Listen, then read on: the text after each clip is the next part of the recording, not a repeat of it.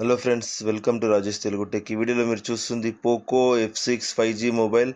ఇది ఫ్లిప్కార్ట్లో అవైలబుల్గా ఉంది, అమెజాన్లో కూడా అవైలబుల్గా ఉంది, కానీ సేల్ మాత్రం ఫ్లిప్కార్ట్లోనే ఉంది. దీని ప్రైస్ ఇప్పుడు ప్రెజెంట్ 24,000 రూపీస్ ఉంది. అండర్ 25,000 దీన్ని కొట్టే మొబైల్ లేదు. నేను 100% చెప్తాను, ఎందుకంటే నేను ఆల్రెడీ ఈ మొబైల్ యూస్ చేస్తున్నాను.